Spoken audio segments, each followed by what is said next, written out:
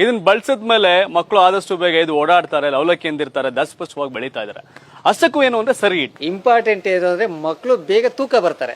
ಏನ್ ಕಾರಣ ಇದಕ್ಕೆಲ್ಲ? ಏನ್ ಕಾರಣ ಅಂತಂದ್ರೆ ನಾವು ಮಾಡುವಂತ ಪದ್ಧತಿ, ಹಾಕುವಂತ ಧಾನ್ಯ ಸರ್. ನಾವೀಗ 8 ಗಂಟೆ ನೆನಾಕಿ ಅದನ್ನ ನೆರಳಲ್ಲಿ ಒಣಗಿಸಿ 3 ದಿನ ಪ್ರತಿಯೊಂದು ಹಂತನ ಸರ್, ಮೊದಲನೇ ದಿನ, 2ನೇ ದಿನ, 3ನೇ ದಿನ ಅಂತ ಒಣಗಿಸಿ ಅದಾದ್ಮೇಲೆ ಅದನ್ನ ಪುಡಿ ಮಾಡಿ, ಅದನ್ನ ಕಲ್ಲಿನ ಮಿಷನ್ ಪುಡಿ ಮಾಡಿದ್ಮೇಲೆ ಅದನ್ನ ಒಂದ್ಸರಿ ಒಂದ್ರಿ ಅದನ್ನ ಏನ್ ಮಾಡ್ತಾರೆ, ಜರಡಿ ಹಿಡಿದ್ಮೇಲೆ ಬಟ್ಟೆನಲ್ಲಿ ತೇಯ್ದು ಆ ಪೌಡರ್ನ ಈಗ ಇಲ್ಲಿ ಒಣಗಾಕ್ತಾರೆ.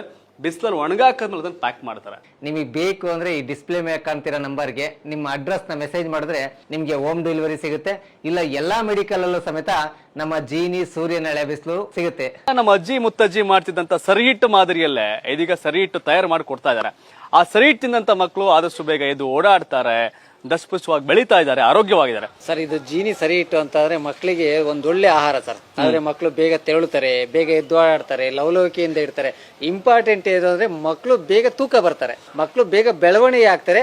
ಅದ್ರ ಜೊತೆಗೆ ಮಗು ಬೇಗ ತೂಕ ಜಾಸ್ತಿ ಆಗ್ತಾ ಇರುತ್ತೆ. ಏನ್ ಕಾರಣ ಅಂತಂದ್ರೆ ನಾವು ಮಾಡುವಂತ ಪದ್ಧತಿ, ಹಾಕುವಂತ ಧಾನ್ಯ ಸರ್. ಯಾಕೆಂದ್ರೆ ಒಂದು ಸಣ್ಣ ಕೆಮಿಕಲ್ ಇಲ್ದಂಗೆ ನಾವು ಆ ಸರಿ ಹಿಟ್ಟು ತಯಾರು ಮಾಡ್ತಿದೀವಿ. ಇವತ್ತು ಒಂದು ಪ್ಯಾಕೆಟ್ ಕುಡಿಯೋದ್ರೊಳಗೆ ಮಕ್ಕಳು ತೆರಳುತ್ತಾವ್ರೆ, ಎದ್ದೋಡಾಡ್ತಾವ್ರೆ, ಆರಾಮಾಗಿ ನಿದ್ದೆ ಮಾಡ್ತಾವ್ರೆ. ಆದ್ರೆ ಜೀನಿ ಸರಿ ಹಿಟ್ಟಲ್ಲಿ ಮಕ್ಕಳು ಎಷ್ಟು ಬೇಗ ಎದ್ದೋಡಾಡ್ಬೇಕು ಅಷ್ಟು ಶಕ್ತಿ ನಮ್ಮ ಜೀನಿ ಸರಿ ಹಿಟ್ಟಲ್ಲಿದೆ ಸರ್.